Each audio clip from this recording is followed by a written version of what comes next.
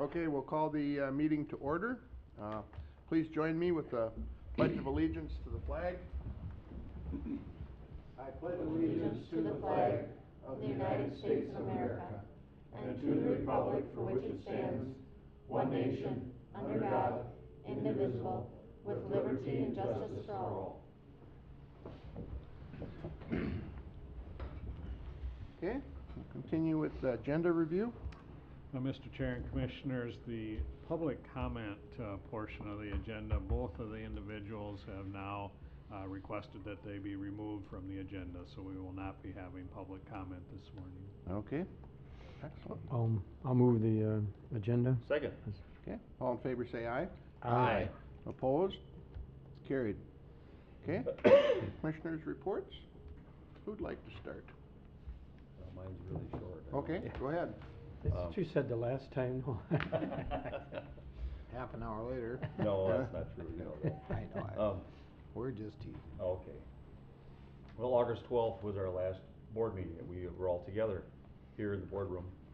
And later that day, in the early evening hours, we all were attending this public open house up at the County Highway Department, up at Public Works, regarding the proposed Highway 12 extension plan. And so there was a good turnout, it seemed like, there that day. You know, there's a lot of people that were interested in what was happening and how it might impact their life or future. And then on the 13th, I had a meeting with Bob Meyer, our administrator, just to talk about some of our county issues. And on the 14th, Commissioner People and myself had a meeting with a county resident regarding their concerns and some of their ideas. And then on the 15th through the 20th, I was with family out in California again for about 5 days due to some health issues. And then on the 22nd, I met with the county engineering staff, Al and Jack, just to kind of hear some more reflections of the County 12 extension plans. And then I also met with a resident that lives real close to County 12 there, the extension, and just to hear their concerns and how that might impact their lives. And so that's about it. My report. All right. Thank you, Drew. Mr. Chair. All right. On August 12th, after our last board meeting, myself and Commissioner Purvis met with the Coalition Against Bigger Trucks. Wow. And had a nice meeting there. That evening we had a open house for the County Road 12, and I believe all of us were there for that. I didn't make it. Didn't make it. That's right, You had a meeting. You had a meeting. Commitment. That's right. Yeah. On August 13th, I drove up to the cities for a Move Minnesota meeting, talking about transportation, obviously, and funding.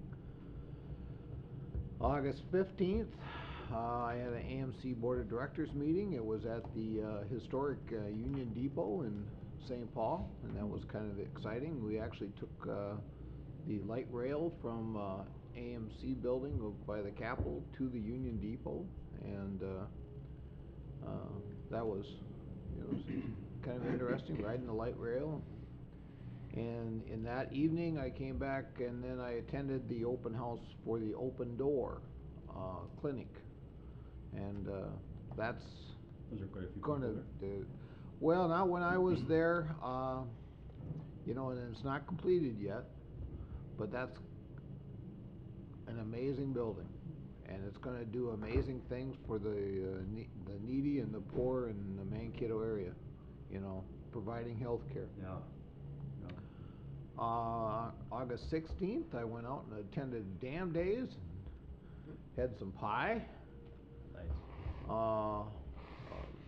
Very nice. They did a very nice thing out there, so they did it well. August 17th, I attended the EAA breakfast at the airport. They found out this morning they served 960 people. Wow. So that's including me and you, Mark. Oh, you heard I was there. I well known that you were there. Don River told me yes. That money goes towards students pursuing aviation training. So, that's what all the money goes towards for that. August 18th, myself and Commissioner Brunder met with David Tersch from David Tersch and Associates, a lobbyist that's talking to us about working for Blue Earth County. And at noon that day, went to the roundabout construction update and found out that it was opening on Monday. On August 19th, I met with Abdi Sabri, and he did a tour for me through the Muslim Center on North Broad. And then that evening, the Smiles open house was downtown, and I attended that with my family. August 21st, there was a Highway 169 Executive Board meeting. And on August 23rd, I attended Tune It Up for the Troops, which is out at Riverfront Park. And also an old friend and past worker of mine, retired, Julie During, retired from the New Ulm Police Department. They live right out by Lake George, and I attended her retirement.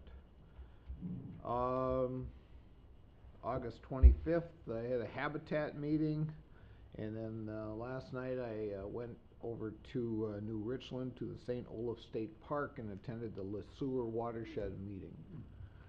And then this morning, we had the Airport Commission meeting. Wow. We had a real important thing going on this morning. George Sugden is retiring from the Airport Commission after more than 40 years on the Airport Commission, after more than 65 years of flying. Today, Mayor Anderson made a statement that today would be George Sugden Day in the city of Mankato. And he was out there with his wife, and I remember George as working after he retired as president from Norwest Bank. He came out and worked as a part-time officer in the city of Mankato, and I was a young officer in Mankato, and he rode with me quite often. It was being able to gather some of his intelligence and history of the Mankato area when you're patrolling around the city is pretty unique. He actually took me up in an airplane after the St. Peter tornado, and we followed the route that the tornado went. So George and me go back a long ways, but he's quite a man. That's it. Okay, good. Mark? Well, just to add to that, he's also been a long time constable at Skyline. Yes, We yes, never he had was. a day for him up there. August 12th, yeah, the open house for Highway 12. Then I did have a Partners for Affordable Housing executive meeting, getting ready for our board meeting following. And then August 13th, Wednesday, I went up to Micah, up to the cities, and we dealt with overviews of, the ongoing thing with the courts, with the sex offenders, with the federal judge, and then with our local on the reimbursements for the mobility, for people to, for transportation for people.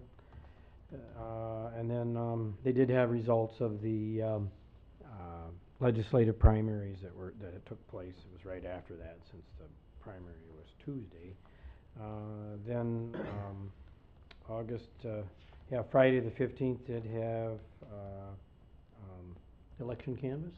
We took care of that for official election canvass for the primary. And then August 16th, the Saturday, before I went to the dam, I didn't really try to follow Vance, but we had there was the Blue Earth County Historical Society had their disaster display that they're going to try to do every so often, have a different kind of display, and that for this, I think it's for a couple months, they'll have it there, and they actually have one with Red Jacket Trestle with the flood in 2010.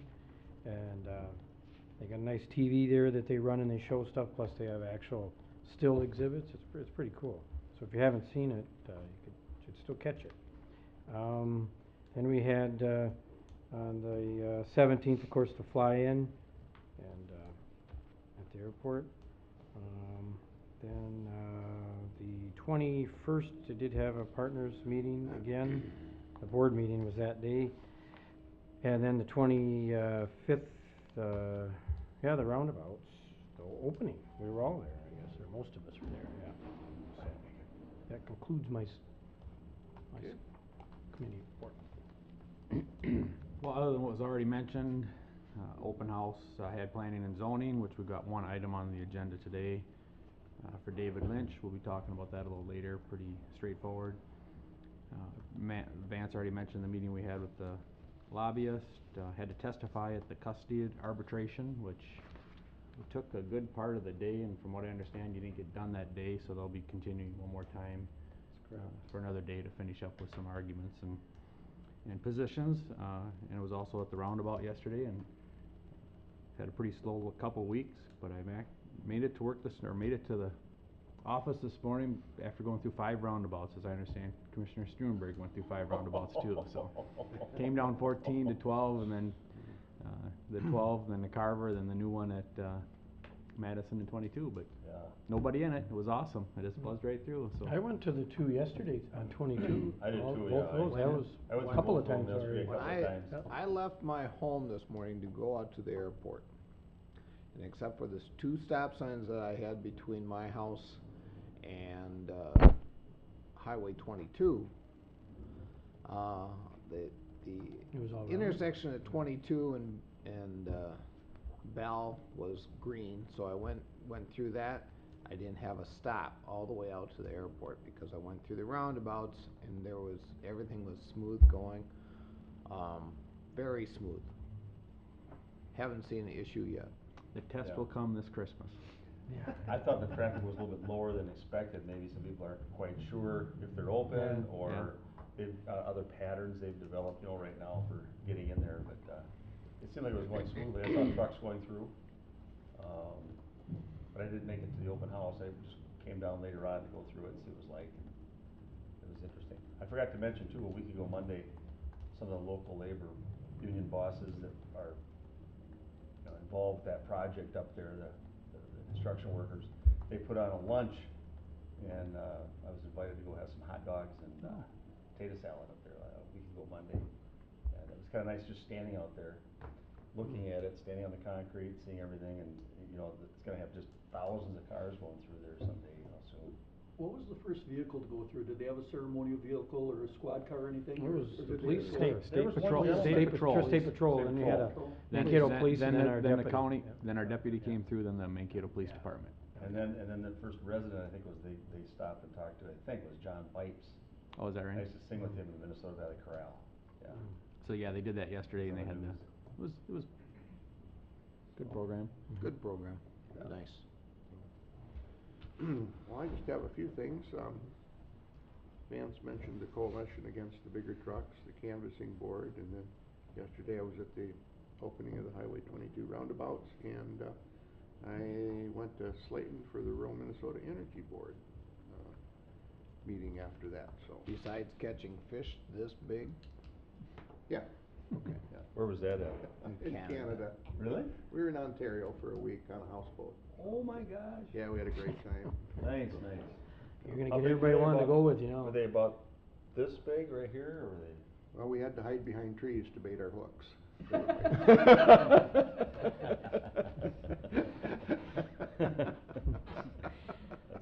That's good. Yeah. Okay, well, we're pretty close to 9:15. You got a couple things you wanna do? Sure, we could do the county board minutes from August 12th. I'll move the Second. minutes. Okay, any discussion? All in favor say aye. Aye. Opposed? Carried. Wanna do the bills? I'll move the bills. Second. Okay, discussion? Just had a couple questions. Okay, go ahead. Well, the first one I might as well ask, it's on both weeks was two huge numbers for Mathewitz, and I'm assuming it's for the 17 project, or is it? That'd be correct. One was 549,000, the other one was 898,000. Yes, they're both for 17. Pretty big dollar amounts. And then, something I noticed when I was going through the bills was that some months I noticed there's more payout, it seems like, to treatment centers, you know, CD treatment, correctional facilities, holding facilities, state hospitals and things like that. And I think this time, I just kinda glanced at it, I think we got about $200,000 going out, you know, if you were to add them up. And I was just wondering if sometime we could maybe do some kind of a chart to look at that and just see how much we're actually putting out for supporting people in just that capacity, you know, for treatment and for including mental health and chemical dependency, just to kind of see where that's at as far as what our bottom line is on that if it changes a lot from year to year, or if it's, just to kind of see a trend. Sure. We do track a lot of those expenses in a specific budgetary line, so we could certainly pull some of that information together. Okay, because there were some big ones in there today, I mean, Yeah, I noticed that the poor relief billing, or the mental health holds and sex offender holds bills came through, and it almost looked like it might have been a couple of months back. That's what I'm wondering. Maybe a billing delay from the state or Okay. something. Yeah. Then, B&H Petroleum Equipment, insurance deductible, and then Brunton Architects Limited insurance deductibles. One was for 3,000, one was for 12,000. I'm just curious what that means. Insurance deductibles, we pay it for them, or? Well, that's part of that fire at the Mapleton Highway Shop, and so because we have a insurance deductible account, that's where those costs are being paid out of, and then as we get reimbursed from the insurance company, it'll go back into that particular Oh, I see. budget So line. it just looks that way, it looks, Right. I gotcha. And then, I'm assuming Holtmeyer, I'm not sure which one that one was, but it's about $250,000, construction. Right, that's part of the CASA 26 project in the city of Madison Lake. Oh, okay, yeah, that makes sense. And then there's one for Andy Johnson, buy money, I don't know what that is. That's part of the drug task force. Oh, okay. He's one of the agents there, and Oh, okay, that makes sense, okay. That's exactly what it is. Yeah, I know. No, that's all I had really, that's all the questions I had. No, Okay, it's, You missed that's good context. you missed the Yulin Brothers, construction project for $898,000. Well, I got it on my list, I just figured. Did you forget that one? I figured, it's right here, look at. It is right there. Sometimes I don't. So what's that, what project was that for? that's all the overlays that we're doing across the Give it county. to Wow. Thank you. Good, any other questions? That's a big one, isn't it? Yeah, Enormous. okay, if there's no other questions, all in favor say aye. Aye. Aye. Opposed? It's carried. We're right on time for our subsurface sewage treatment systems loan program. Right. Morning. Welcome. Morning. Scott. Good morning. Good morning. All these smiling faces this morning. Yeah, we get to talk septics. We love it, we love it. As long as it's good news, we're still talking. Yeah, Yeah. and this is good news. Yeah. It's, Talk sewage. Exactly. Your tab 4 includes information on the Minnesota Department of Agriculture Ag Best Management Practices Program for septic loans.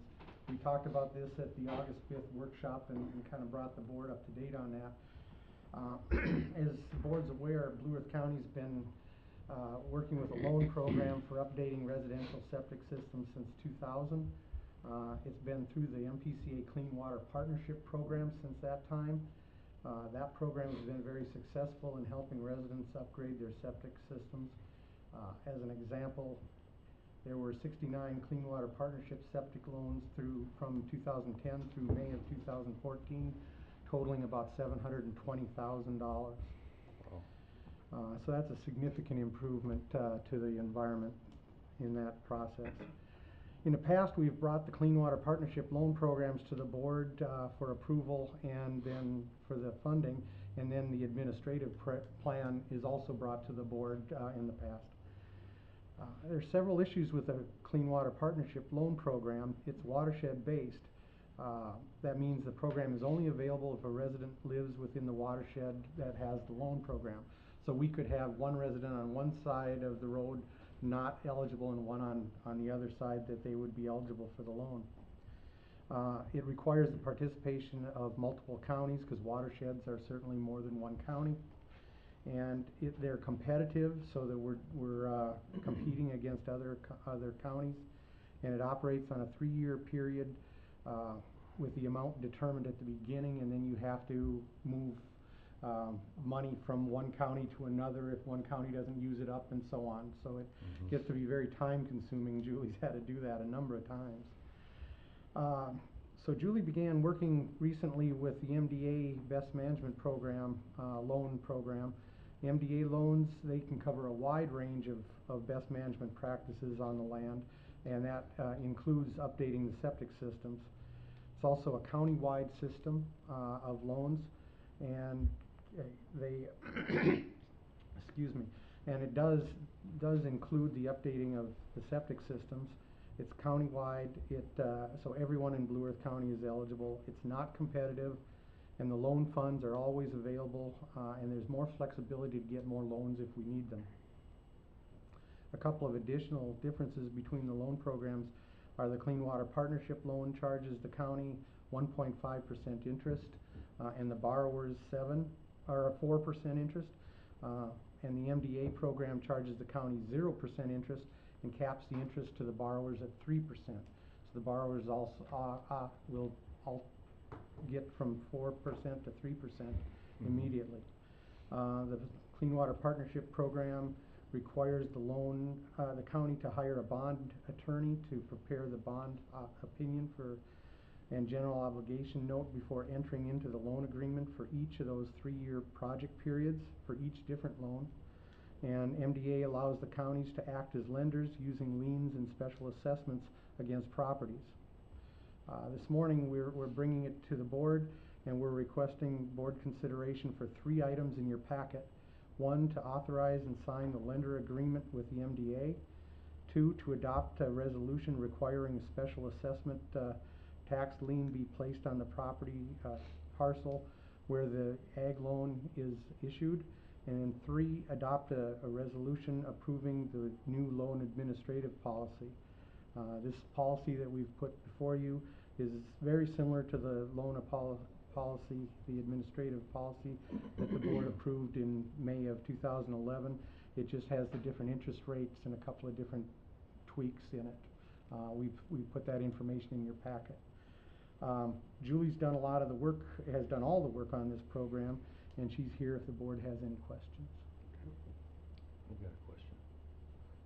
I was just wondering, I know it's changing from the application used to come to the county environmental services, and now it's going to go through the SWCD. You know, I'm not sure. I know the volume we've talked about. I'm just wondering, is it going to be administratively more burdensome quite a bit for them, do you think, because they weren't doing this before? For the SWCD? Yeah. They've handled loan applications before, because they've been operating the MDA program at the LGU. You might want to speak up a little bit, Julie. I don't know if they can hear that. Maybe you can. Yes, they will be getting more applications when they Okay. determine the project eligibility. Okay. We've done per year, the last few years, about 15, 17 average applications at the county. And the SWCD's done a couple, 3 for septic loans. Okay. So, you know, they could see another 15 to 20 people. They could, okay. And I don't know, that's just a concern, you know, I mean, because I know that they're very limited, and they try to do a lot of boots on the ground stuff and limit their administrative issues, from what I understand over there. I was wondering if they... A lot of the administration would be handled by the county, though. It will. Right, what the SWCD does essentially is determine project eligibility. Okay. So. They don't do the whole thing then? No, we'll have a loan application. If they apply to the county, they can apply to any financial institution that's a participating lender, and so the county will be 1 of 10 now. There's already 9 private banks Okay. that are lenders. So they can go to any of those to apply for the loan, once their project is determined to be eligible. And so that won't be very difficult for Yeah. the SWC to determine Right. project eligibility. Well, it sounds good, because there's no maximum on the, 12,000 was the top, now there's no maximum, so somebody has a $20,000 septic, they can get the whole thing on their application. And then it sounds like there's no minimum, which is what it was before, but, and then the interest rate's 1% lower, too, Mhm. Yes, so it's, yeah, it's a lot more attractive to both the borrowers and the county, because we'll be paying 0 interest instead of 1.5. And yeah. then the, so then we don't have to worry about collecting the interest from the borrowers that we have to repay the state. okay. You know, like the folks out around Rapidan that are talking about the cluster systems and stuff, would they be able to use this? Our administrative plan in the past, and this is what was proposed to not change, Mhm. is up to 4 on a cluster. Oh, okay. I think they're proposing more than that, and they've already been in contact with the SWCD and the Department of Agriculture to get that project approved, so then they need to find a lender, and there's 9 Oh, okay. banks where they can get a Wow, loan. okay, And that's no different, they've always been able Yeah, to do that. yeah, Mhm. okay, great. that's nice. Is this dollar amount, allocation amount, is that different, more than before? The 418? Yeah. Well, that's per year, that's for Mhm. 2014, and then they'll adjust that. So, for example, the last couple of years, we've lent, well, 2014, we haven't had any. So, the previous 2 years prior to that, it was around 180, and so it should be fine. But they have told us that if we need an additional allocation, that's not a difficult process. So they're responsive, where before we were locked into a certain amount for 3 Mm. years, and it was difficult to get more if we needed it. Mm. Thanks. Good. Seems like a good deal. Do we need to move all 3 of these? Well, there's, Can yeah, we do there's them all three, at one three time? action Yeah. items. Yes, we need all 3 action items. Separately? Separately? Okay. Yeah, That'd be let's- best. okay, so the first one is to authorize and sign the lender agreement with the MDA. Do I have a motion for that? So moved. Second. Discussion. If Sounds not- good, sounds good. Go ahead, okay. All in favor, say aye. Aye. Opposed? It's carried. The second one is to adopt a resolution requiring a special assessment tax lien be based on property parcel wherein ag BMP loan is issued. I'll move that. Okay, Second. okay, discussion? All in favor, say aye. Aye. Opposed? It's carried. And the last one is to adopt a resolution approving the loan administrative policy. So moved. Okay? Discussion? If none, all in favor say aye. Aye. Opposed? It's carried. Thank you very much. Thank you for your hard work on this. Thanks, thanks Julie. Thanks a lot.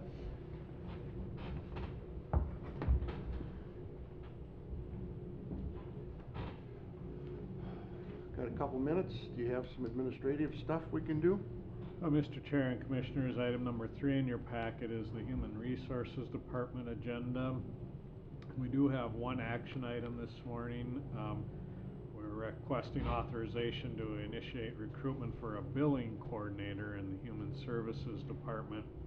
This would be a new position in terms of the functions. Our goal would be to post this as an internal posting and not backfill from our existing pool of employees. This billing coordinator is needed to better address some of the billing issues that have surfaced over the years as more technical federal and state regulations have come into play, as well as the addition of additional services that are now being billed out of the Human Services Department, most specifically the Mental Health Center with the Psychiatric Hub. And so what we're seeing in that department is that we've integrated a number of data systems that have allowed us to submit electronic claims, but when there are technical errors with any of those claims, we have some shortcomings in terms of cleaning up those technical errors, and so we're incurring a number of write-offs. These write-offs are potential revenue that the Human Services Department could recover if we could dedicate some additional resource to that. We think we need an additional expertise, if you will, in this billing coordinator position would offer that to us. And so we're requesting authorization, as I say, to initiate recruitment for a billing coordinator. I'll move approval. Yeah, I'll second that. Okay, is there any discussion? Kind of a, starting wage would this person be receiving? The starting wage will be just under 48,000. Okay.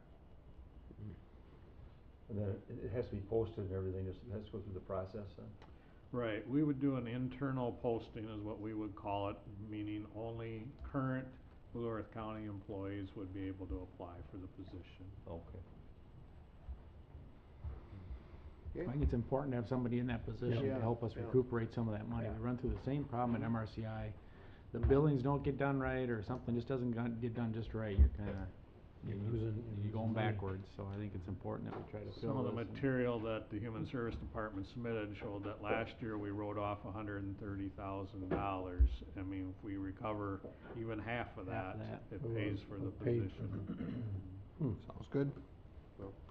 okay. All in favor say aye. Aye. Opposed? Carried. Under informational items, we have filled the appraiser position in the Taxpayer Services Department. We also received a resignation from a mental health case manager, and so we've initiated recruitment to refill that position. We also received a resignation from a clerical specialist in the Human Services Department and initiated recruitment to refill that position. Very good. Okay. So it's 9:30, let's move on to planning and zoning. Morning, George. Morning, George. Morning.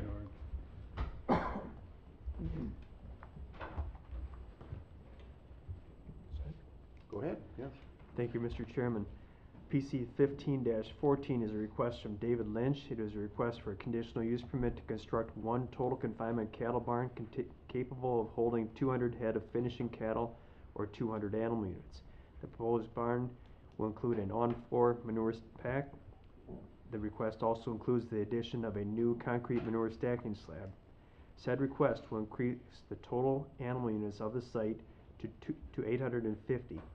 The property is zoned agricultural and is located in the northeast quarter of the southwest quarter of Section 27, McPherson Township. Mr. Schulte presented the staff report. The applicant was present and had no initial comment. There was no public comment and no comment from the township. There was some discussion regarding the proposed stacking slab. The applicant indicated it will have a 4-foot containment wall and entrance will have a small berm. Following the discussion, the Planning Commission voted unanimously to forward a recommendation of approval of the request to the county board, and the board action is a resolution. Okay, good. I will open this up for public comment.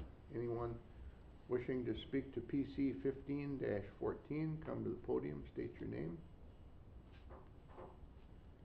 Is there anyone in the audience that would like to speak to PC 15-14? If so, come to the podium. Last time, is there anyone in the audience that would like to speak to PC 15-14? If there's no public comment, I will close that portion of the meeting, bring it back to the board for action. I would move approval. I'll second. Okay, is there any discussion? Just a question, you already helped, your staff were real helpful and helped me answer a couple questions.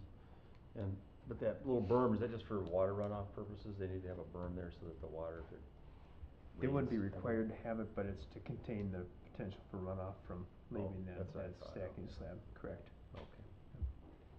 I can't remember, my time on the board doing one for cattle. I don't know, we probably did, but I haven't in 5 years. it's always hogs and, Yeah. which is why we got a lot of hogs, but I mean, you know, it's part of the, but so to me, it's kind of a, I don't know, milestone or something. I just never, I We I used know to we say have some stacking cattle, slab. we just don't have a This is lot. a slab where Yeah. they shovel all Yeah. the manure into a big pile, isn't it? Right, at times of year when they can't land apply it, they'll haul it to, or take it to this stacking slab, concrete, pad. Oh, you mean in the barn or the No, manure the storage? stacking slab, with a, has a wall around it and then a berm in Right, front. yeah, it's just I'm for assuming. temporary storage of Yeah. manure, right. Sorry.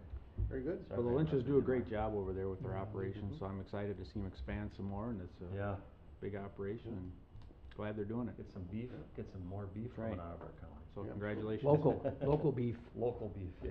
Yep, okay, if there's no other questions, all in favor say aye. Aye. Opposed? It's carried. Thank you, gentlemen. George. Good luck. Thanks, George. Thank you. Zipping right through here, aren't we? Okay, we have the Drainage? drainage inspectors reports.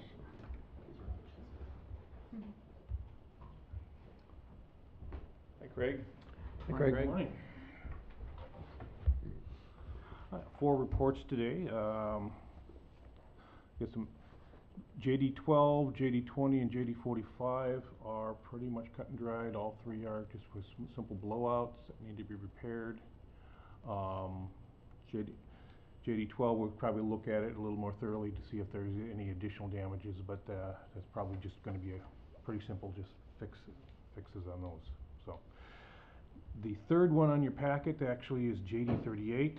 This one's a little different in that we have actually what was an abandoned line that the landowner feels that's been causing problems in his house. Actually, water, apparently maybe someplace else in the line is still dumping water into the line, and it's going into his basement, would be my guess. So he wanted it plugged off. We've agreed with the city that they'd pay a portion and we'd pay a portion, and that's just one official approval from the board at this time for that. Looks like all of them had money in them. What's that? Looks like all the accounts had money in them. Did I catch that right?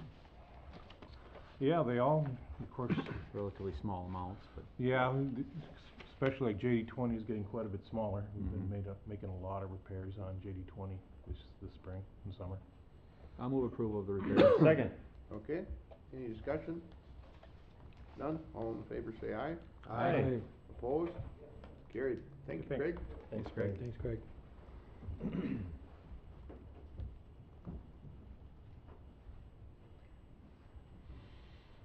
I think we just sit here quietly till Phil walks in. Just wait for him. Just waiting for Phil. We have him scheduled in just a few minutes, so just take a break till then. It is the proficiency of the chair, I might add. Yep, Just it is. moving rather It is. along rather Let's than- take a quick break. Okay.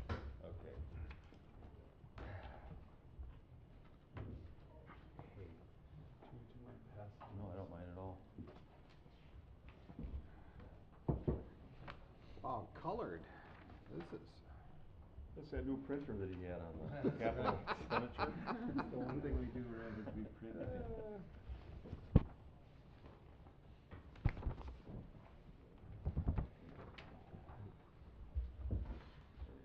Well, Mr. Chair and Commissioners, I do have several action items for you this morning. Draw your attention to, ask for your support in approving. First of those is under the supportive housing category. U.S. Department of Housing and Urban Development contracting with Blue Earth County for rental assistance for chronic long-term homeless participants. The actual resource is used for rental vouchers for qualifying participants. The grant amount awarded is actually 11.1% decrease from the previous grant cycle, and this is due to projected decrease in overall use, people qualifying, and also a reduction in the overall grant total of just the monies they had available. And you'll see in your report the amounts of $154,232 reduced to $137.51 for this cycle, which is July 1st, 14 through June 30th, 15. Next category, a couple of contracts under Children and Family Services. The first of those, Carlson Counseling and Consulting. The purpose of this agreement is for Carlson Counseling and Consulting to contract with Blue Earth County to provide parenting assessments, primarily used for the court-ordered purposes that we have. And these contracted rates are slightly lower than the other vendors who also provide the service for us at $1,700. It is a quite extensive battery of instruments and interviews that they do with parents who are part of the court process. The term of the agreement, August 1st of 14 through the 31st, and we do expect to renew that again after the first of the year. The second one under Children and Family Services is Bethany Christian Services of Minnesota. They contract with Blue Earth County in order to provide pre-adoptive services, and these are really to support foster parents for the sake of adoptive placements. They do pre-placement matching, the placement services while they're in foster care, and post-placement adoption supervision. This is a new contract. The rates are similar to other pre-adoptive services vendors throughout the state of Minnesota. And it is located in Hennepin County, but because of volume and need, it would be in our interest to contract with this entity. The contract is from August 15th through December 31st, and again, we'd expect to renew this next year. The final action, I'm sorry, yep. Oh, I'm sorry. Go ahead. The final action item under administration is updated fee policy. We had a couple of areas that we needed to amend, and they are in mental health, starting with the billing cycle of August 1st of this year, and you'll see those listed: diagnostic assessments, the doctor rate of $200 an hour, advanced practice rate of $175, and then under consulting, $200 for an MD and $100 for an APRN. And those are the action items I have for today. Did you have a question? Yeah, I just had a question about that Carlson Counseling and Consulting. Right. I was just curious, the thing that went through my mind when I was listening to it was, and I'm not familiar with these, and I don't know if the board is here at all, but is there any kind of due diligence that you guys go through at all? I mean, to look at some historical things, or to find out their qualifications, or, you know, I mean, I know that they obviously must meet minimum standards, because that's usually a government term that everybody uses, minimum Right. standards. Right. But just wondering about, you know, their philosophies and. Right, we depend pretty heavily, Commissioner, on the supervisors really knowing these people personally. In this particular case, I am aware through the supervisor that this is a split off of one of the agencies. One of the therapists who had previously worked for a bigger clinic is split off, so it's somebody we know. Okay. So usually that's the case. Very rarely is it somebody that we haven't worked with Yeah, okay. in the past, just because of the size of our community. They're known commodities, not necessarily to me, but when you get to that staff who deals with that particular discipline, they usually know these people pretty personally, and it's very unusual for us to contract with somebody that we don't have any relationship with at all. You know, Okay. that's rare. Yeah, okay. And then on the administrative end, I can't remember what they were. Was there a comment somewhere about the change in those diagnostic assessments? Yeah, and those kind of actually, things? it was one that we weren't using in this particular way. The diagnostic assessments obviously is a change of rate, and that is really to maximize the rates. Obviously, there's a lot of complexity of what you bill and what you actually receive.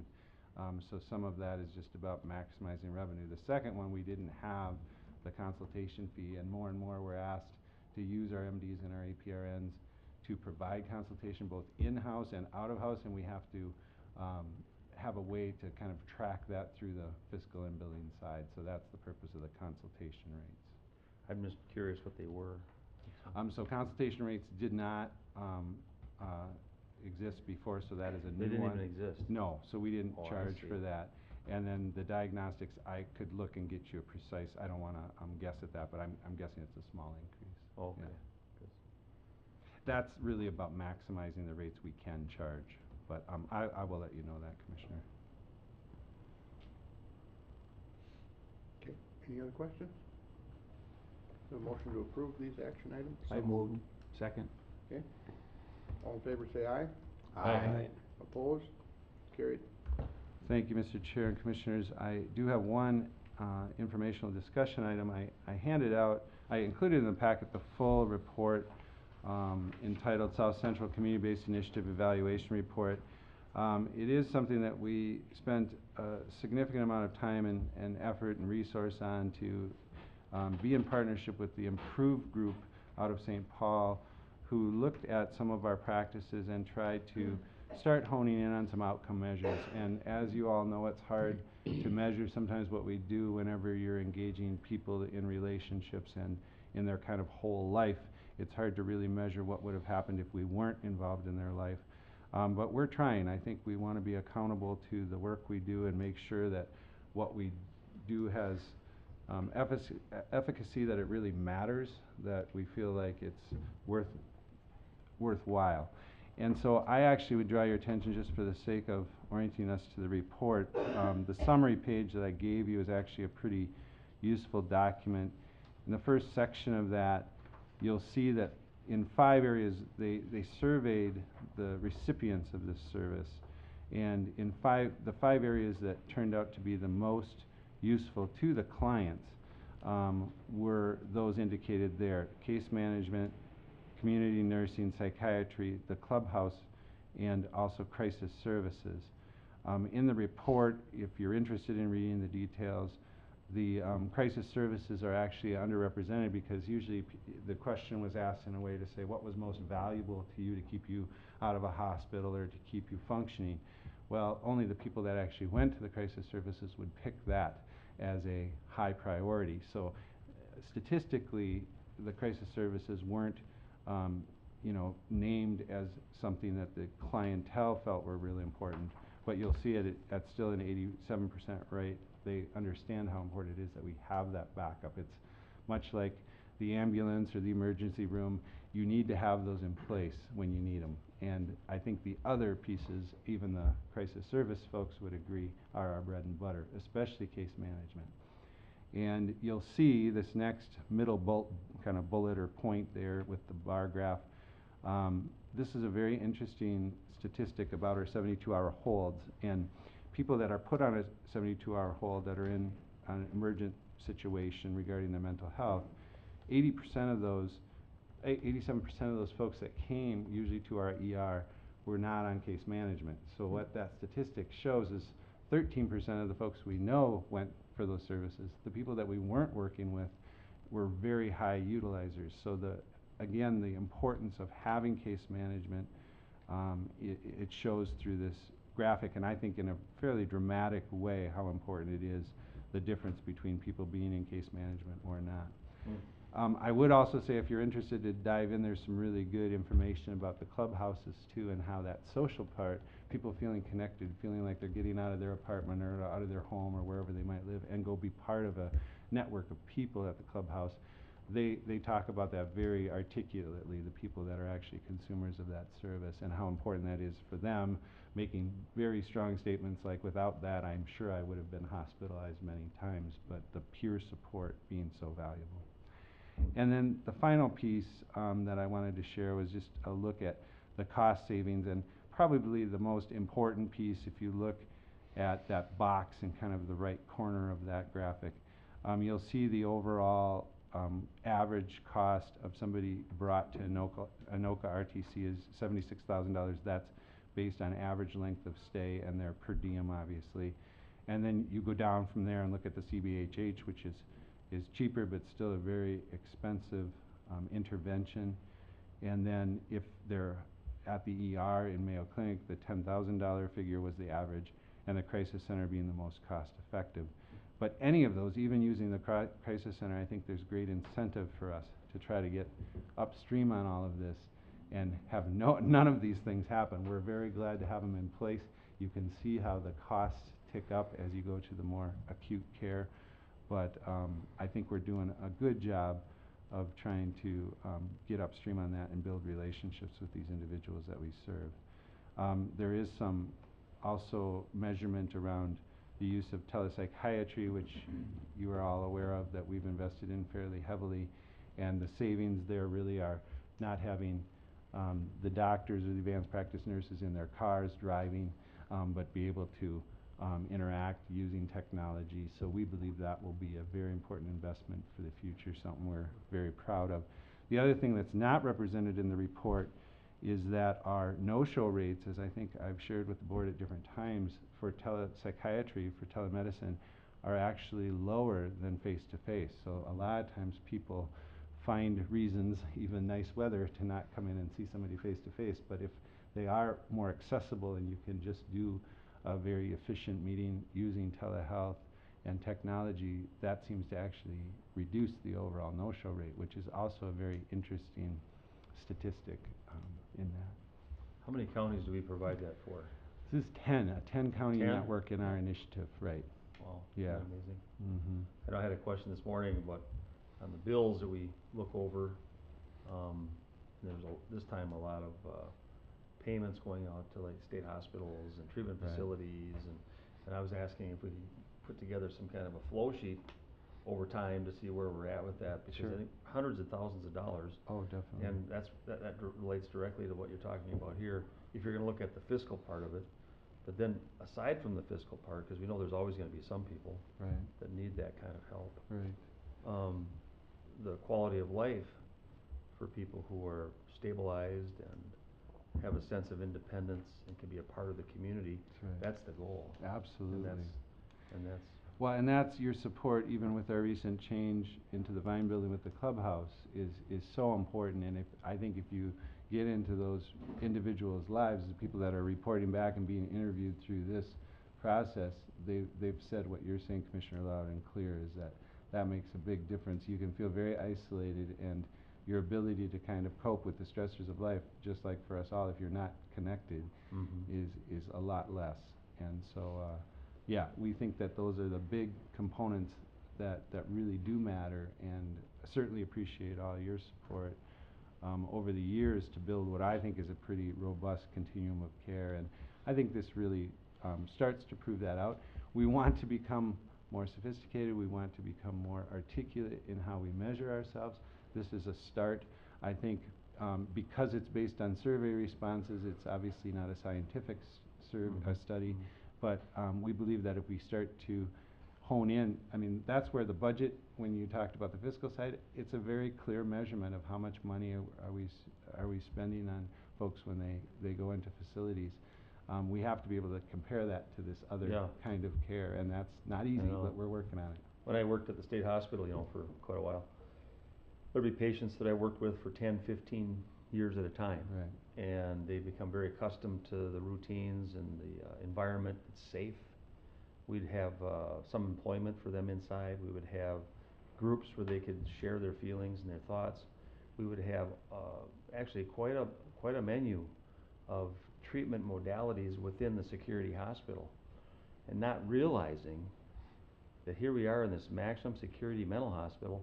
We probably have more to offer the patients than they do when they leave, when they finally get to that point of, let's say, graduating to a less secure facility. And I would get phone calls back saying, well, I'm thinking of assaulting somebody so I can come back. Because they miss that support, they miss that connection. They're more out there floating in the community. Right. And it's not to say bad things about group homes or about other facilities, it's just that that's the way it is. Right. And so it was a lot of phone counseling to try to get them to help them adjust to their new environment, because the people do need support, that have those frailties. Right. And they even recognize it once they don't have them anymore. Right. So it was interesting. That's so true on every level. I think back to my days too, when I was going to school and working at a group home, and we'd have these kids fly in from all over the country, and literally the streets of New York, and you'd be with them at that time 4 to 6 months, a long-term kind of intervention, and they'd of course do very well. They're in a safe environment. We'd go on camping trips and do activities and go to the Y, all things they hadn't experienced before. But then they get to the point where they discharge, and you send them back to the streets of New York. And it was a tough reality. And some of them, especially the ones that were old enough to stay and kind of set up independently, there were a lot of us staff that really wanted to see that. So I totally agree with you, that mission in all those facilities, we need that to be part of our continuum, but we want the bell of the bell-shaped curve to be pushed into the community as much as we possibly can. All right. Thank you very much Thank for you, your Phil. time, attention. Thank you, Phil. Thank you. So what would you like to do now, Chair? Yeah. I think we should probably do the MICA presentation at 10 o'clock. 10:10. 10:10 is supposed to be, but 10:10, yeah. We don't see Unless the you want fearless another leader break. yet, let's wait a few minutes. Maybe we need a break. Yeah, might as well, we just had one. Well, good morning, everybody. Morning. All right, Morning. thanks for being here. Well, thank you for having us. It's a pleasure for us to be here in Blue Earth County again, and thank you for accommodating our real lengthy day. We're going on to Olmsted and Winona County after this, so appreciate you facilitating that.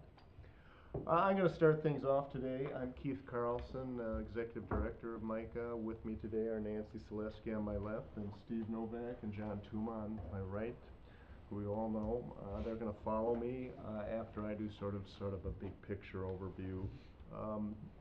Let's start with 2014 was generally a good session for counties. We received no cuts in our state aids. Levy limits weren't extended. There is a new aid that counties will be receiving for a dedicated purpose of limiting the spread of aquatic invasive species. But on the negative side of the ledger, there are lots of new challenging labor laws. And unfortunately, there was no major transportation funding package enacted. But again, generally it was good, in part because the state's finances has improved substantially. The state's general fund budget reserve has gone from $661 million to over $811 million, about at the 5% level that the state's independent council of economic advisors recommend. That's not to suggest that, God forbid, if a substantial economic downturn occurs in the future, that aid cuts will not again occur, but it's less likely. I will, however, mention and touch on that a little bit more, that the state's MinCare program does continue to have some significant financial challenges. Not as bad as it was last January, but it's still facing over a $200 million shortfall in the next biennium. One of the great outcomes of this session was that the human services programs were made administratively easier for both the state and the federal due to the enactment of administrative simplification, and Nancy will touch on that more later. Steve, as I mentioned, will touch on the fact that there was no major transportation funding bill, but there were some additional monies provided through two capital spending bills. As I mentioned, there's a new aquatic invasive species aid championed by the chair of the Senate Tax Committee, Senator Skoye from up north, who's been frankly frustrated with DNR's action on that point. So he thought he'd put money in the hands of counties to do this. For Blue Earth County, you've already received $63,000 this year and are certified to receive $126,000 next year. I know there's a concern out there that this will be accompanied by substantial new mandates, but right now the only real mandate on you is that you have to adopt guidelines and file those with DNR by the end of this year. You can choose to spend the money directly or do it through some joint venture or agreement with, for example, Soil and Water Conservation District, your lake improvement districts or associations. As I mentioned, lots of new labor laws that may result in bargaining unit changes. You've got new discrimination and workplace accommodation rules, new contracting requirements, and new rules for future joint powers entities, which I think was unfortunate. One thing that I hadn't mentioned here so far was in the data practices area. You all know about some of the larger high-profile data privacy breaches. And the legislature has been responding to that and had been considering fairly onerous changes as far as local governments were concerned.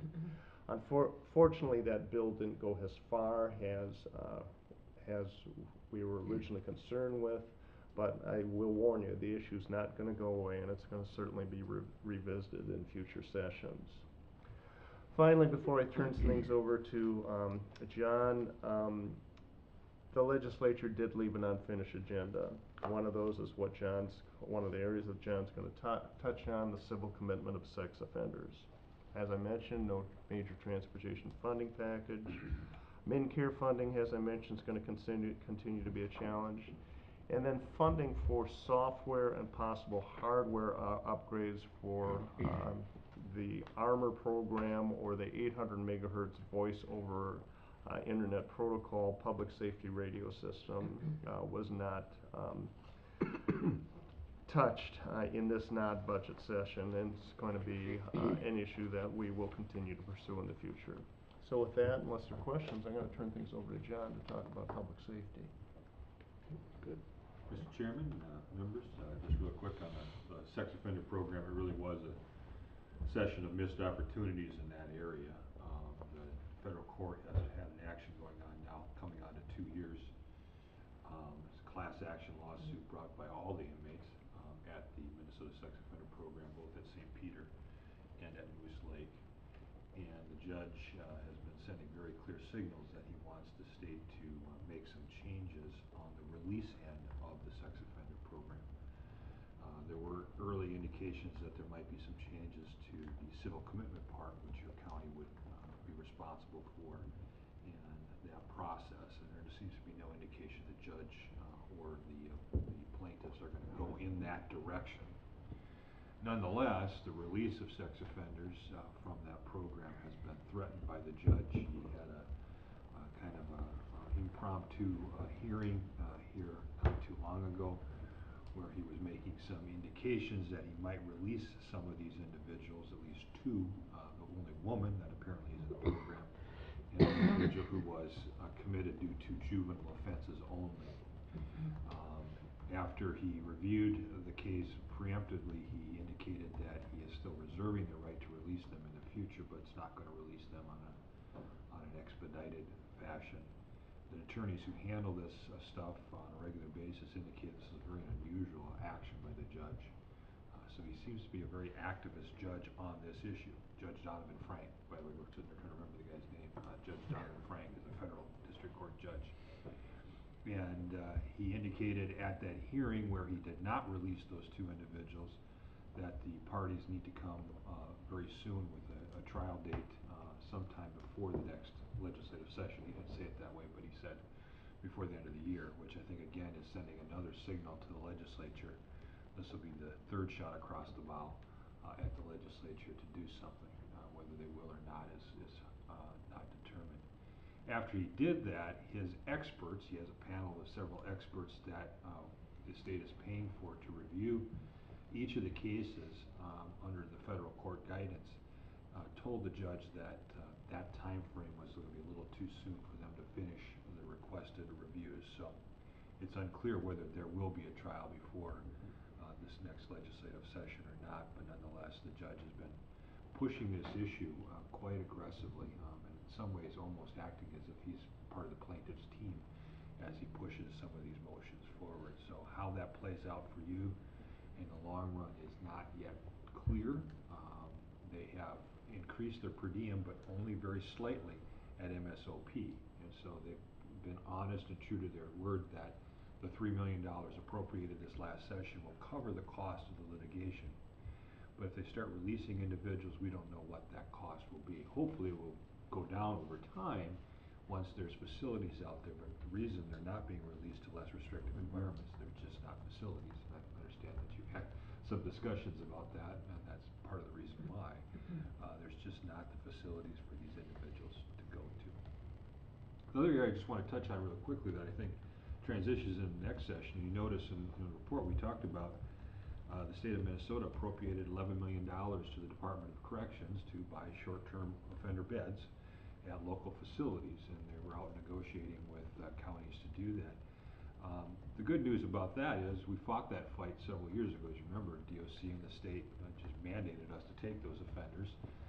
Now they're actually doing the right thing and contracting with us to do it. So it was a good victory for us because of the hard work you guys did several years ago.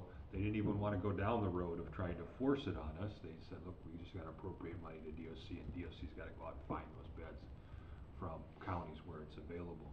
I understand some of the negotiations have been hard with DOC, not surprising. Nonetheless, at least they did the right thing at the legislative level. And I think that plays into, what's going to be the big issue for the next session, which is going to be the single funding formula for corrections. We've been working very hard. Your corrections director, has been wonderful in assisting the effort to try to get a more equitable funding formula for corrections. Used to be a 50-50 shared responsibility with the state. Now it's more like 70-30, 70% of it being picked up in property taxes. And if we continue that, the message is very simple, if we continue that kind of relationship where they keep shoving those costs onto county property taxpayers, we're gonna have more bed shortfalls like they did this last year, because we're gonna have to be sending more people out. We just don't have the resources locally to handle them, the volume of people under corrections. So as you talk to your legislators, we're gonna make a big push. We've been circling the wagons around a lot of the folks that were complaining this last session, and so I think there'll be a big push next session for something along the lines of a more appropriate funding formula for corrections. So keep that in mind when you talk to your legislators and they come door knocking, to give them the earful on. And just the last thing I wanna touch on, thank you, Mr. Chairman, for serving on the security task force that the Chief Justice put together. That will probably be an issue coming up this next session. At least the Chief Justice is talking about how do we fund security for our courthouses, and what is the relationship to the courts, the counties, and the state in that effort.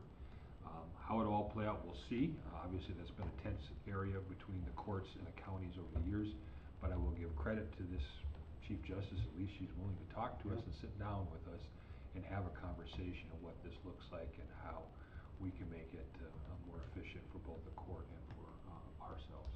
So that's all I have, unless you have any questions. Just have a question.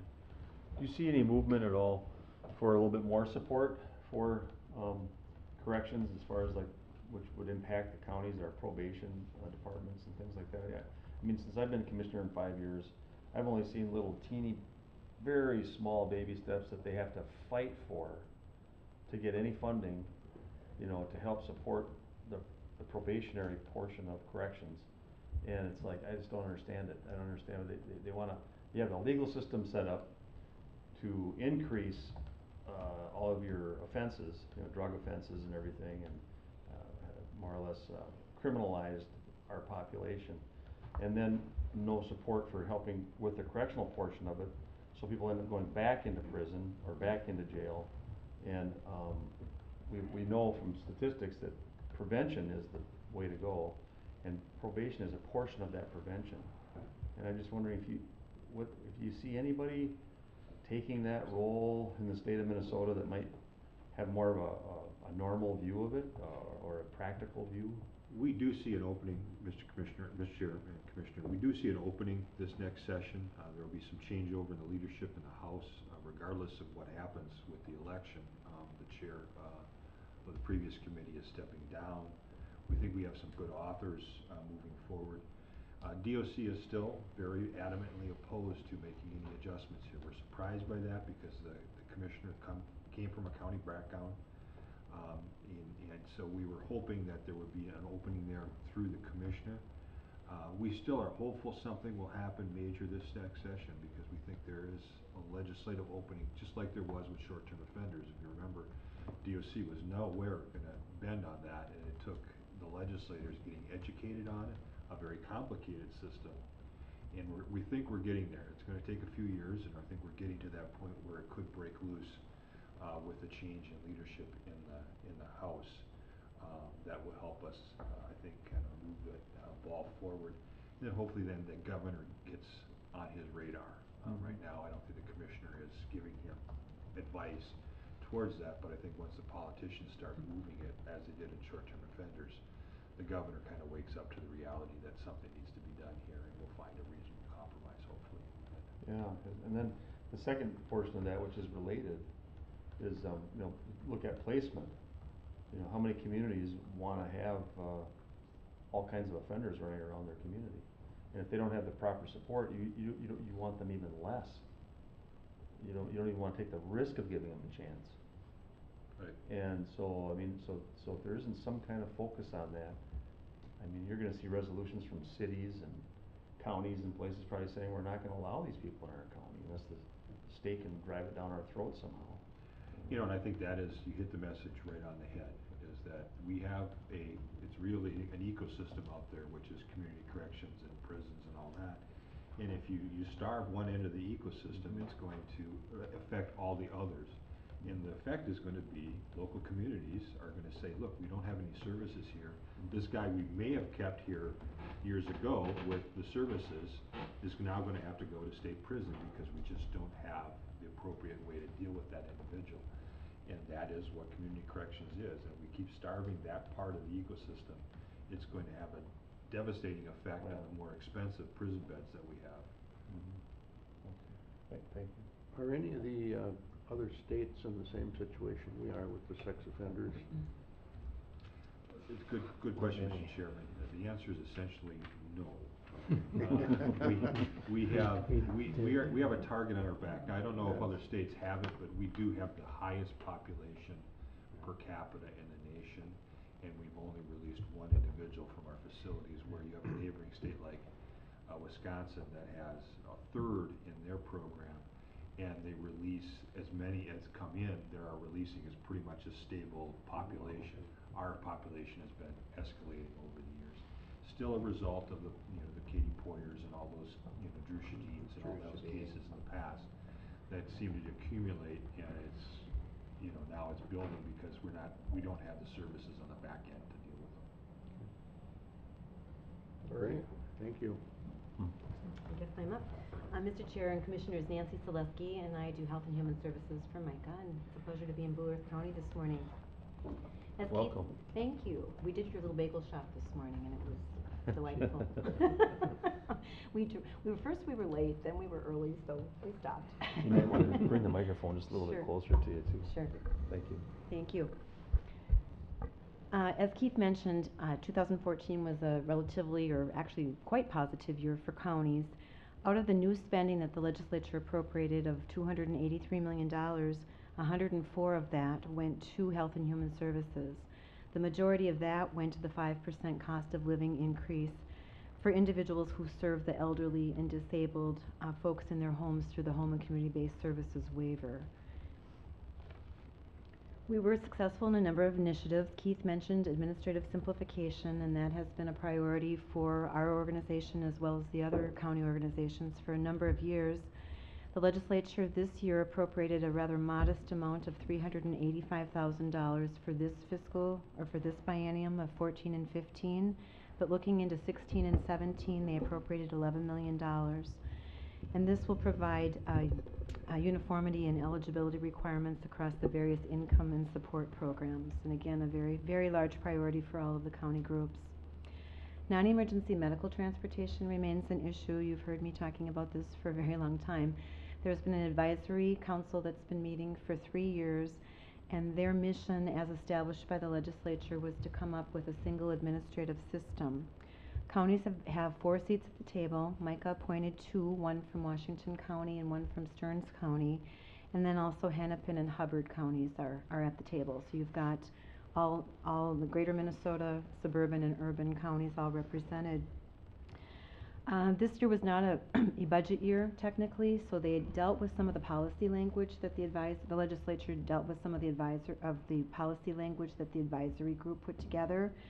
And what they came up with is there's a 2-year delay in the implementation of this single administrative system, and this will allow the state to design a web-based system by July 1st of 2016. And this is intended to automate the process and hopefully save taxpayer dollars here. Until then, however, we're status quo. The state will continue to do the level of need assessments and manage the higher level of need rides, whereas we counties will continue to manage the unassisted rides, which include bus, taxi, volunteers, etc.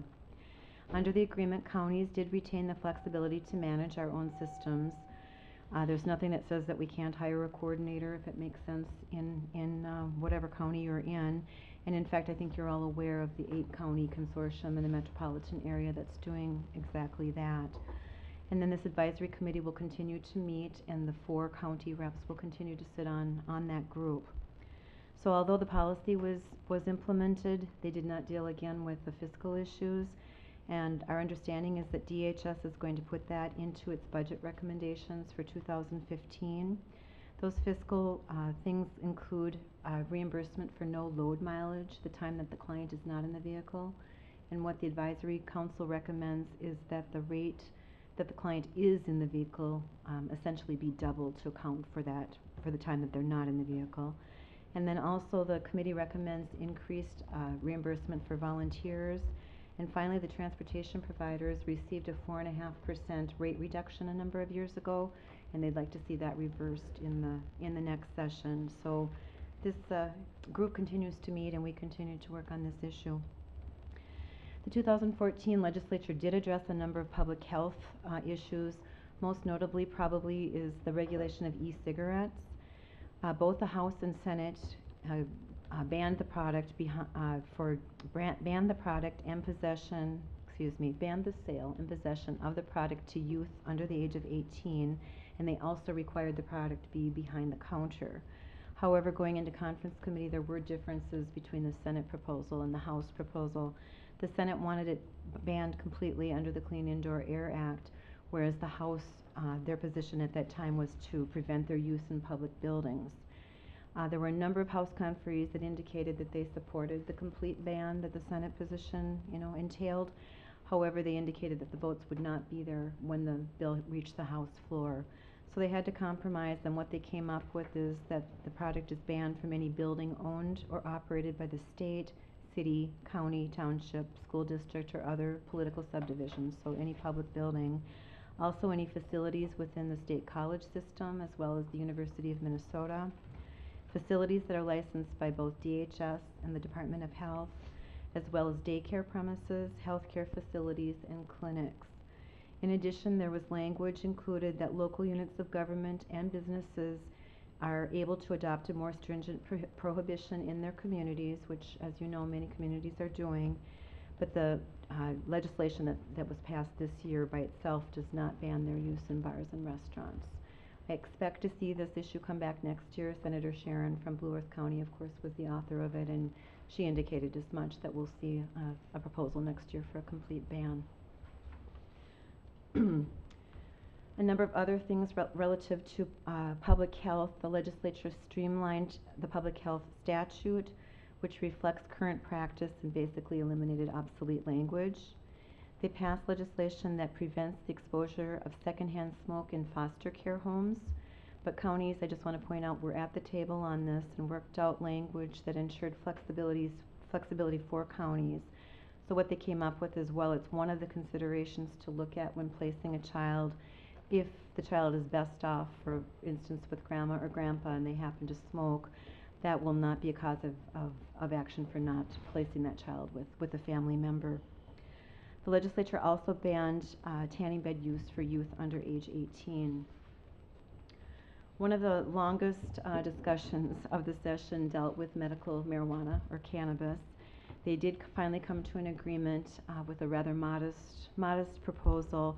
As you know, the governor had indicated that he would not sign off on anything without law enforcement saying that they were okay with it. And while the law enforcement didn't take a position of support on what was worked out, they did take a position of neutrality. So that allowed the legislature and the governor to move forward on this. So with this, Minnesota became the 22nd state in the nation to allow access to the drug for medicinal purposes, but it's also the most restrictive law in the nation. Patients are able to access the drug effective next year, July of 2015, in either liquid, pill, or vaporized form, but it cannot be smoked, and it's also the vaping is also subject to the Clean Indoor Air Act. And with that, I would be happy to answer any questions. Again, it was refreshing to be in a surplus situation for a change after many, many, many years of deficits where Human Services in particular were struggling. Keith brought up the mid-care, the shortfall. Yes. Is there any? Yeah, Mr. Chair and Commissioner, I think the forecast is $200 million deficit. I was at a Chamber of Commerce Health Policy meeting yesterday where Commissioner Jessen did speak. She indicated that the feds are now looking at, they weren't allowing us to use our risk assessment when they established our rates. And apparently they've changed their mind that they're going to look at Minnesota separately because we've traditionally cared for this group of people in the past. So that, she indicated, they're looking at the department's methodology on this risk assessment. But it's like an $80 million swing, so she's expecting that the forecast in November coming out will be better as a result of that. They were also light on their projections on MinCare enrollment, and so they're thinking that may increase as well in November, so we may see some improvement there. But the reality is it's a problem because the legislature, a couple of years ago, passed legislation that gets rid of the provider tax, the 2% provider tax, which funds this, but not until end of 2019, first of 2020. So that projection that we're talking about, that doesn't even include the loss of that revenue relative to the provider tax. So there's going to be clearly a discussion about this. It's one of, I think, our priorities this session. We'll be looking at this. Okay, thank you. Thank you. Steve? Steve Novak, give you a little update on transportation. It's always nice to be back in Blue Earth County and be reunited with one of my old legislative colleagues, Commissioner. They just think we talk too long. Back in those days, we used to talk a lot of transportation. Yeah. I know as county commissioners, you follow transportation, road and bridge issues closely, transit. So you're aware of the fact that once again in the 2014 session, the legislature's attempt to put together some sort of a bipartisan comprehensive transportation funding package in the end did not succeed. I think the definition of a comprehensive transportation statewide funding package would be some sort of a significant increase in the gas tax or a wholesale tax, sales tax equivalent, along with some sort of a significant increase in a metropolitan sales tax with appropriate increases in Greater Minnesota Transit funding. That kind of a package was proposed by an organization called Move Minnesota, which is a combination of about 200 different types of local governments, city and county, private sector interests, construction interests, labor, foundation, all of which have been growing in size and financially in terms of trying to market this effort. And we have participated with them in terms of attending their meetings and working on a variety of things that would in the end lead to a positive conclusion. You know, if you look at it historically, unfortunately in the last quarter century, the fact that they didn't succeed has been the norm, not the rule. And I think the only reason it's interesting to bring that up is that the previous quarter century, almost 3 decades, we had the opposite situation in Minnesota. In the 60s, 70s, and 80s, the legislature and the governors of those times averaged 2 to 3 gas tax increases a decade of 2 to 5 cents each. And by the end of the 80s, I think the view of Minnesota transportation was that we had a comprehensive world-class system. 3 decades later, which interesting means only one successful package in 26 years, we now have a vast array of studies that show conclusively that the Minnesota transportation system is basically a wreck. If we don't do something in addition to what we're doing now, the DOT's own report on itself is that they will not even have the money to maintain the system we have, much less to move forward. So that's the backdrop. If you're following the campaigns at all this year, from either party or both parties, the governor's race, I think it's fair to say that everybody from both parties running for all of these offices has now taken the transportation funding issue and moved it to a top 3-tier issue for the 2015 session, and I'll get back to that in just a minute. But to review what actually did occur in the 2014 session, I'll just touch briefly on the fact that there was a pretty significant bonding bill for the state, a finance cash bill for the state, of which out of about a little more than $1 billion combined between about $840 million in bonding and about $200 million in cash, about $160 million was dedicated to transportation funding of one type or another. And I'll just touch on a few highlights. If you were lucky enough to follow transportation and get to sit through all of the House and Senate Transportation Committee meetings as I did, you would have discovered that this particular year, railroad issues kind of dominated the scene with the rapid increase in oil development in the Dakotas and the corresponding transportation of those oil products through their different routes, a lot of big oil trains coming through Minnesota, causing a variety of concerns on the part of people, and so there was a lot of attention paid to railroad safety, railroad economics, and the integration of freight rail with passenger rail in the state. In that line, just to highlight a few of the funding increases that did occur, there was $2 million that was applied towards railroad grade crossing safety improvements. There was a fairly significant increase in money for Greater Minnesota Transit through direct funding and also through the proceeds of leased vehicle sales taxes, which is a somewhat new funding component coming out of the 2008 transportation package, the one and only package that has passed in the last 26 years. And Greater Minnesota Transit, places like Mankato, have benefited from that. There was a $31.5 million increase in funding to a new program created a couple of years ago called the Corridors of Commerce.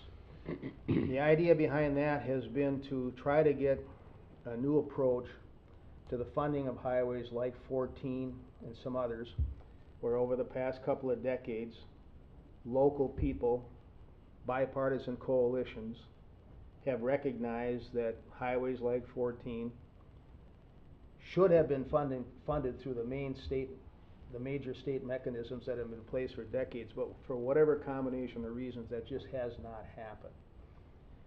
So without calling it earmarking, back 2 years ago, Corridors of Commerce was created as sort of a centralized depository for highway funds, and sort of an informal process that is slowly trying to be formalized to prioritize funding going forward to try to start to finally complete some of these projects like 14 that exist around the state. And some additional planning money, some new startup dollars have been appropriated for a variety of projects. And it's seemingly becoming a more acceptable place to put money where there's an expectation on the part of policymakers and the citizens that something will actually result from it. So there was further advancement in that area, but it's woefully short of what's necessary, but I think that will be a major beneficiary if we can pass a major package next year. There was $33 million put into the local bridge program, $54 million put into the local road improvement program. There was money, $2 million put into port development assistance around the state, and another $2 million put into local road wetland replacement around the state. In addition to funding, there was a lot of time spent on certain transportation policy issues that worked their way through the committees and became law. I'll just touch on a couple of them. I've mentioned the rail issues, labor issues, safety issues, but also work zone safety. I know when Nancy and I drove down here this morning, there's a lot of work being done around Le Sueur there on 169. Those kinds of projects, unfortunately, in the last couple of years, we've had accidents occur, we've had deaths occur. We heard from those folks in these hearings, and the legislature did respond with a comprehensive package that calls for reduced speed limits, other types of increased penalties related to that. There was also last year discussions like we've had many times in the past about truck weight limits, pros and cons on that issue. In the end, there was no action taken, but it remains an issue that's in front of us. So to just conclude and give you a brief sort of a panorama of what I would call a 3-year period, last year 2013, this year 2014, and looking ahead to next year 2015 on transportation funding. I think you'll recall that in 2013, last year, the first year of the biennium, there was substantial progress made in terms of creating and expanding local government opportunities for transportation expenditures if you as a county board decide to vote to do it. There was a doubling of the wheelage tax, which roughly 47 counties around the state have chosen to do, which is increase dollars for local county road improvement. There was also a provision passed that allows a county board, if they choose to do it, to pass a 1/2 cent countywide sales tax for transportation purposes. So far, 6 counties have chosen to do that. They're scattered geographically around the state, and I think a lot of people are sort of looking at what's occurring in those counties to see whether the public acceptance is high or not, and whether or not those county boards are choosing the kinds of projects that the public seems to believe is valuable to them. And we're just sort of waiting to see, as time goes on, what the counties continue to do in those areas locally.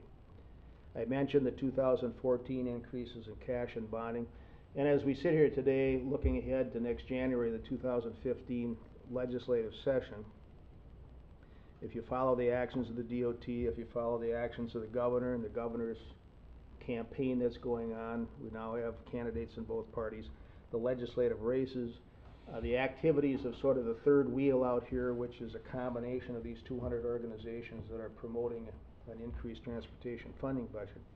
Transportation funding does seem to be moving into the upper echelon of issues that people are recognizing should be acted on. Of course, in the end, in order to accomplish that, you have to raise taxes. That's always a difficult thing to do, and it's difficult to get bipartisan support for it, but I think that that will be in front of us in a big way.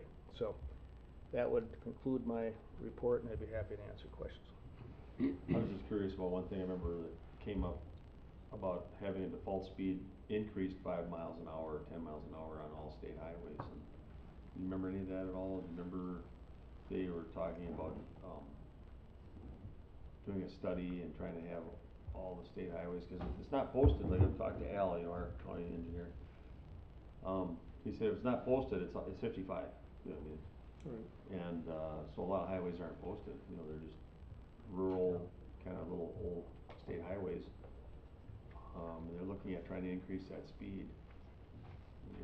Well, it has not occurred at this point. There has been some discussion, but it did not get what I would call, you know, widespread, in-depth committee work this year. I do, you bring up Al, I do want to make a special point about your county engineer, Al. He's, number one, a great guy, as you all know. But he probably is as responsible as anybody for the creation of the corridors of commerce. I have a meeting the first Friday morning of every month with the county engineers from MICA. And the 2 years that I've been here, I've tried to bring in a different legislator or policymaker to meet with the engineers and to have an actual real conversation about the road situation and bridge situation in the state. And we had the chair of the House Transportation Committee in about 1.5 years ago, Frank Hornstein, and Al brought this issue up about these highways in Minnesota that tend to be used heavily for commerce. They oftentimes are forced to go through the metropolitan area to get to where they really want to get to, because a lot of the appropriate work that should be done on these highways, for whatever reason, really hasn't occurred. We had quite an in-depth discussion about it. And in 2013, Hornstein, for whatever combination of reasons, not the Senate, is the one who put that provision in his bill. And I think the idea was really generated in his mind through that discussion in that little meeting. And that discussion was initiated and led by good old Al, who brings a lot of wisdom and good humor on a regular basis. We really enjoy working with him, so you should be aware of that if you're not. Thank you. I know that we've got this effort that's been going on for probably 10 years in Minnesota called TZD, Towards Zero Death. I don't know if you're familiar with the program. Now it's federal. It's going federal all over the whole country.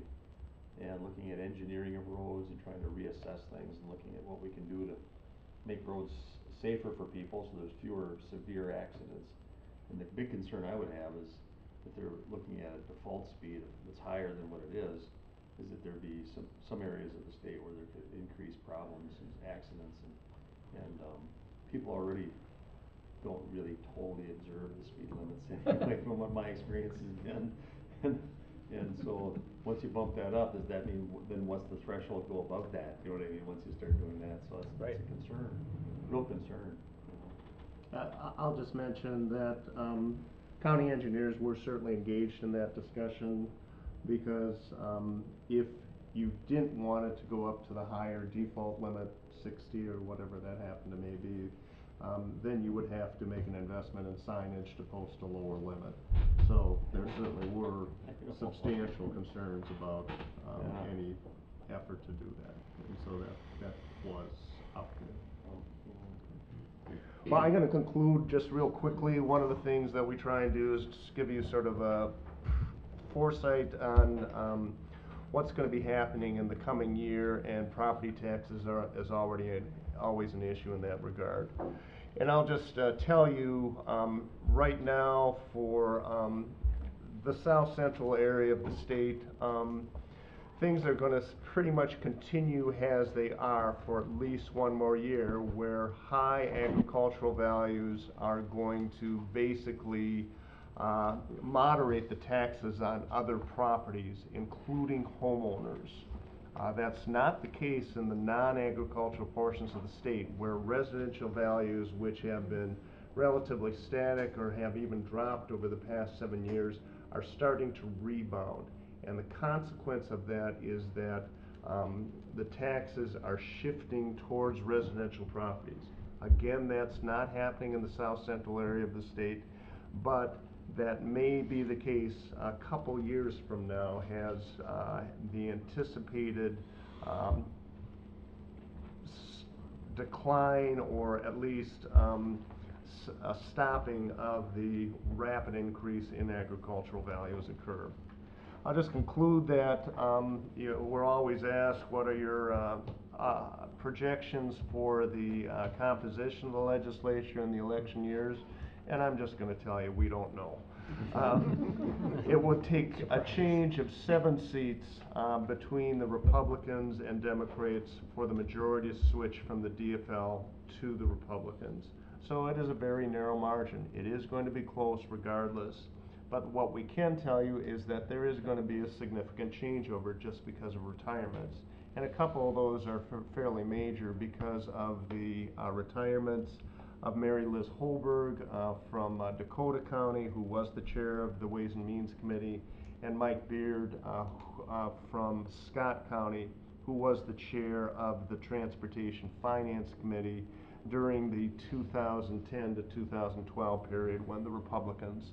So they're going to be new faces regardless, and if the Republicans succeed to once again attaining the majority, they're going to have some pretty big holes to fill. Interesting, they're running for county board. That's seats. correct.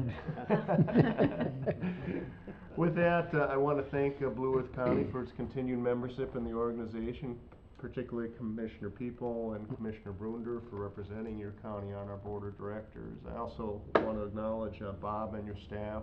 As we mentioned, we have a number of staff committees, and your staff play significant roles in both sharing information that are innovations that other counties may want to emulate, and also helping us in advancing our legislative agenda. So with that, I'll conclude and be happy to hear any final questions or comments.